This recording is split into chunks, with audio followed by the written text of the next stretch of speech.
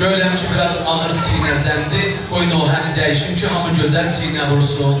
Mah-i Muharremdir, hər yerdə olmuş süfrə-i ihsan. Bilməm nə qovqadır, göydə mələklər eyləyir əfqan. Mah-i Muharremdir, hər yerdə olmuş süfrə-i ihsan. Bilməm nə qovqadır, göydə mələklər eyləyir əfqan. Qarə geyib Nuh asıman, başlandı göylərdə fəqan babeyla. Əhli əza sinə zənan, qərqinə vanalə qonan babeyla.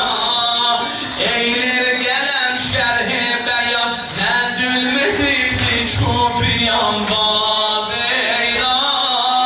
Taha bu qəmdə bağrıqa, məhzunidir əhli cinan babeyla. Məzlum Hüseyin, Ətşan Hüseyin, aləm sənə qurban Hüseyin babeyla. Məzlum Ətşan, aləm sənə qurban. Səs ver məzlum Hüseyin, Ətşan, aləm babeylan. Qudrətli pərvər, digar əvəl-fəz, xilqətə şah-ı kar əvəl-fəz. Heydər yadə saldı dubarə, səndə olan iqtidar əvəl-fəz.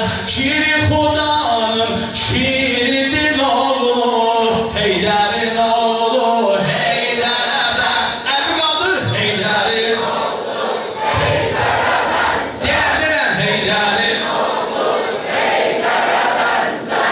Heydərin oğlu, Heydər əvəl. Mənə bax, diqqət ilə gördülər, Əli Əkbər bir cavandı gəlib meydana.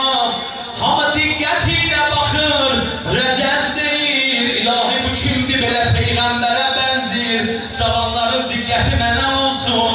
Baxdılar, gördülər, bir cavandı nurani. Nə peyğəmbərdir, nə o Heydərdir.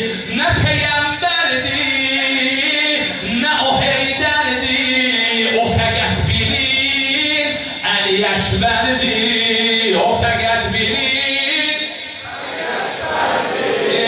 Çəddinin əmmaməsini başa qoyur, cümməh olub. Sure-i Nur üstə gözəl, ərqeyi bismillah olub. Cəddi kimi qamətinə təşyaparan qurtəh olub. İbn-i Zəbihinidir bu, indi Zəbihullah olub.